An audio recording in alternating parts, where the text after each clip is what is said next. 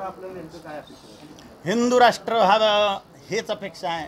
छत्रपति शिवाजी महाराजांचं हिंदीमध्ये बोलू का, मला हिंदी आसान पड़ती. छत्रपति शिवाजी महाराज का हिंदवी स्वराज्य का स्वप्न पूर्ण हो, यही इच्छा है. भारत भूमि अखंड हो.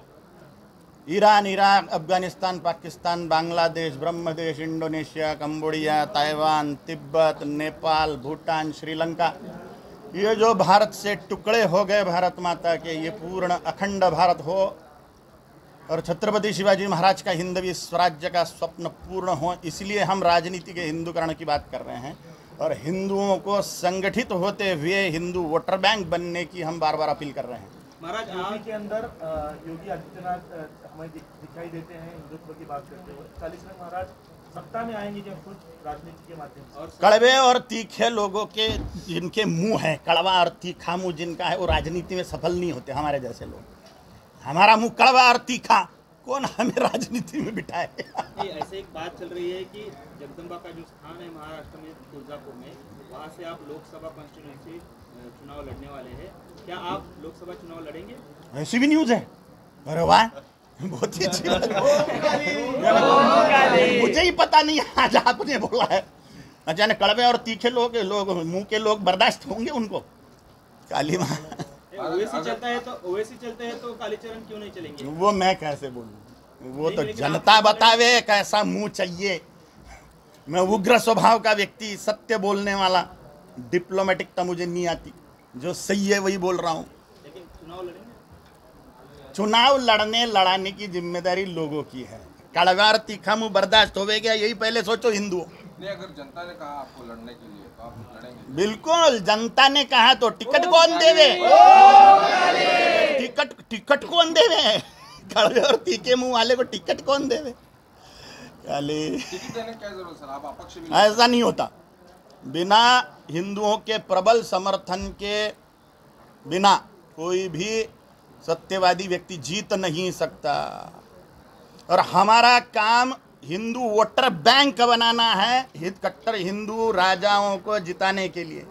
राजा बनना हमारा काम नहीं, हमारा काम राजा बनाना है. यूपी में योगी आदित्यनाथ सीएम बन गए, समझो आपको अगर चांस मिला तो महाराष्ट्र के सीएम बनने का? चांस वांस की विचार हम करते नहीं. हतो वा प्राप्स्यसि स्वर्गं जित्वा वा भोक्ष्यसे महिं तस्मादुत्तिष्ठ कौन्तेय युद्धाय कृतनिश्चयः. युद्ध करना हमारा काम है. चांस मिलेगा कि नहीं मिलेगा, जीतेंगे कि नहीं मिलेंगे, राजा बनना है कि नहीं बनना है, हम सोचते ही नहीं. अगर ये सोचते होते तो डिप्लोमेटिक बनते थे, जाति की बात करते थे, फलाने ढिकलाने आंदोलनों की बात करते थे. हम सिर्फ हिंदुत्व लेके चल रहे हैं और हिंदुत्व की क्या स्थिति है समाज में आप देख रहे हो. इसलिए राजनीति का हम विचार ही नहीं करते. वर्णवाद, जातीवाद याच्यावरती आपण सुरुवातीलाच बोलला. महाराष्ट्रात सध्या मराठा आरक्षणाचा प्रश्न ऐरणीवरती आहे. आपण कशा पद्धतीने बघता? मेरे को उसकी जानकारी नहीं, मैंने पढ़ाई नहीं करी उस मामले, अध्ययन ही नहीं मेरा उस मामले में क्या मैटर चल रहा है. मराठा समाज आरक्षण की मांग कर रहा है. बहुत सारे लोग आरक्षण की मांग करते हैं, लेकिन मेरा विषय धर्म है ना. आरक्षण मेरा विषय नहीं है. हिंदुओं को एकीभूत करना मेरा विषय है. आरक्षण के मामले में हम जानते नहीं. आरक्षण के मामले में हमारा अध्ययन ही नहीं. क्या बोले उसमें, मुंह मार के कोई फायदा नहीं बतले में. महाराष्ट्र में लव जिहाद का जो कायदा है अभी, मतलब भाजपा सत्ता में रहते भी कायदा नहीं बन रहा है, तो आप क्या? काय का कायदा? लव जिहाद का कायदा. कट्टर हिंदुवादी लोग चाहिए ना. सिर्फ बीजेपी, सिर्फ शिवसेना या सिर्फ अमकी सेना या अमकी पार्टी, ऐसे से नहीं होगा. कट्टर हिंदुवादी राजा माने विधायक, सांसद, कट्टर वही कायदे कानून बना सकते हैं. अमुक एक पार्टी बना देंगे ऐसा नहीं है. अभी कट्टरवादी कोई है ऐसा नहीं लग रहा है ना. योगी जी हैं, महाराष्ट्र मोदी जी हैं, अमित शाह जी हैं. हमारे नज़रों में वो कट्टर है, वो भले ही खुद को बोले या ना बोले. केंद्र में तो है, केंद्र में से कायदा बन सकता है. हाँ, हमें राज्यसभा में और लोकसभा में दोनों तरफ मेजोरिटी चाहिए कोई भी कानून कायदा बनाने के लिए. और हिंदुओं की मानसिक स्थिति परिपक्व चाहिए, और वही हम कर रहे हैं. हिंदुओं की धर्म के लिए मानसिक स्थिति परिपक्व करना, क्योंकि हिंदू सड़े हुए जातिवाद से निकलने को रेडी नहीं है अभी तक के पूरी तरह से. फिर भी हिंदुओं में बहुत जागृति आ गई है प्रचंड रूप से. सड़ा हुआ जातीयवाद, वर्णवाद, भाषावाद, प्रांतवाद, संगठनवाद, संप्रदायवाद तोड़ते हुए हिंदू हिंदुत्व के लिए एकीभूत हो रहा है, और ये बड़े आनंद का विषय है हमारे लिए. आपने इसे कहा कि वक्फ बोर्ड कैंसिल होना ही चाहिए. लाखों एकड़ भूमि मुस्लिम वक्फ बोर्ड के अंदर चली गई है. सुप्रीम कोर्ट में भी उस पर हम कुछ बोल नहीं सकते. ऐसा कायदा कांग्रेसियों ने बना के गए हैं। मुस्लिम वक्फ बोर्ड, सुप्रीम कोर्ट में उसके विरोध में याचिका नहीं दाखिल की जा सकती। वह तिरुचिरापल्ली में एक मंदिर है, वो मंदिर के गांव की लोक संख्या 5,000 है, सबके सब हिंदू। मंदिर 5-7 हजार साल पुराना शिव भगवान का। मुस्लिम वक्फ बोर्ड ने उस पर दावा ठोक दिया कि ये मुसलमानों की प्रॉपर्टी है। अंबानी के घर पे ही दावा ठोक दिया कि मुसलमानों की प्रॉपर्टी है।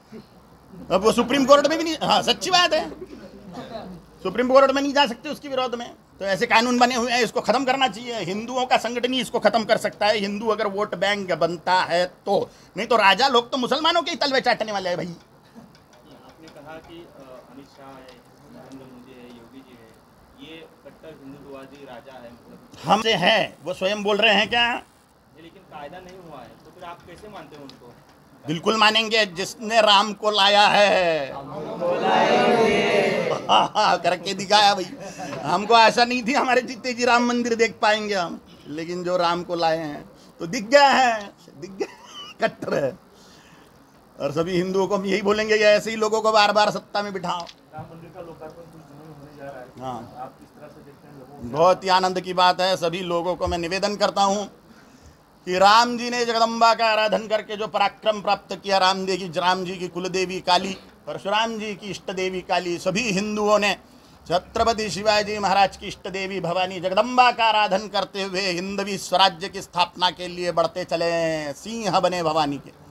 यही राम जन्मभूमि के मंदिर निर्माण के उपलक्ष्य में आह्वान करता हूँ सभी हिंदुओं को।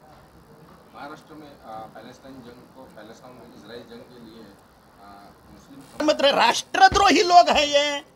भारत इजराइल को समर्थन कर रहा है, भारत इजराइल को समर्थन कर रहा है, माने देश इजराइल को समर्थन कर रहा है, और ये पैलेस्टाइन को यानी शत्रु राष्ट्र को समर्थन कर रहे हैं। तो ये देशद्रोही लोग हैं, इन पर देशद्रोह का मुकदमा लगना चाहिए। इन लोगों पर जो इन मोर्चों का अगुवाई कर रहे हैं, स्पष्ट राष्ट्रद्रोही लोग हैं, देशद्रोही लोग हैं।